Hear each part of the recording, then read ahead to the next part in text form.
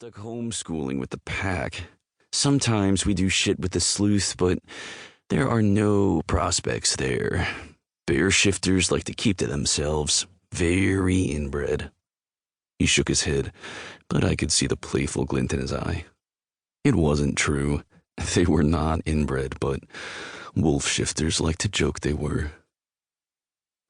Truth be told, I would have bet money that she would have found a mate before me, I admitted.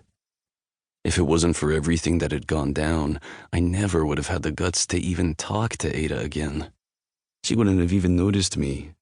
At least, not now. Maybe in a few years. Well, where is she? Do I get to meet her? We brought the tent with us. 4-person, so nice and roomy. Is she sharing you with Mason and River? He looked around for them. I shook my head and laughed. No, hell no.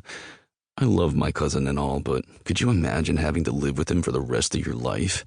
Mason must really like him, or be insane, because I would have kicked his ass to the curb a long time ago, and not become his pack mate. As much as I loved him, he was intense, and once he had something in his head, he did it. Consequences were always an afterthought. Zayn gave a real throaty laugh, and I couldn't help but join him.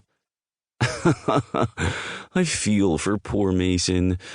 If he ever finds a mate, he is going to have his work cut out for him when they find out River is his pack mate. Zayn chuckled. I nodded in agreement and let out a small chuckle. It was true. They were complete opposites. Even if River found a girl, Mason might scare her off with his more serious nature. They would have to find the right person to balance the both of them. Zayn punched my arm playfully. I shoved him and he chuckled.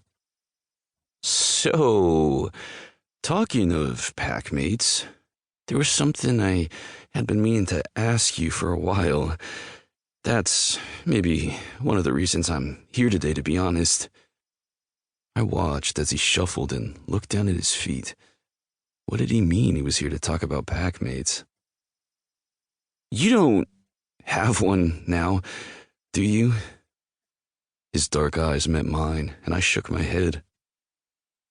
No packmate. I watched as he let out a deep breath and his shoulders relaxed. But there are other wolves who have tried to stake their claim on Ada. They're from Pack Kiba, but I'm not sure if she's interested in them anymore, or if that's completely off the table. But for now, it's just the two of us. I was kind of glad it was just us for now. I grew up knowing I would share my mate, even without a pack mate. I knew she wouldn't just belong to me. I saw how happy my dad's made my mom. But I loved that I got all her time. It was all mine right now, and I would take it for as long as I could. Zayn didn't say anything for a few moments, just toed the board closest to him with his bare foot. He looked lost and thought, did he come here to ask me to be his packmate? I was just about to ask as the tension was growing between us, and I wasn't sure if he was upset that I had a mate or what made him suddenly so quiet. Let's go run, he quickly announced as he stripped and shifted into his wolf form. I guess he didn't want to keep talking. I was kind of glad for it. I let out a deep breath and listened for Ada's car, but there was nothing telling me she was close. I could do a quick run, get this tension out, and hopefully work out what Zayn wanted. I dropped my shorts, the only thing I was wearing, and let the pain flash quickly as I dropped to all fours. Running felt so free, but I didn't do it as often as I should. I had been spending a lot of time with Ada, and being naked around her made me feel a little nervous. She had seen me before, but it was harder now. Literally harder. Whenever I was around her, her scent and her kisses had all my blood rushing to my cock. I didn't want her to think I just wanted that from her. I wanted to treat her right, not move too fast. Okay, it wasn't the full truth.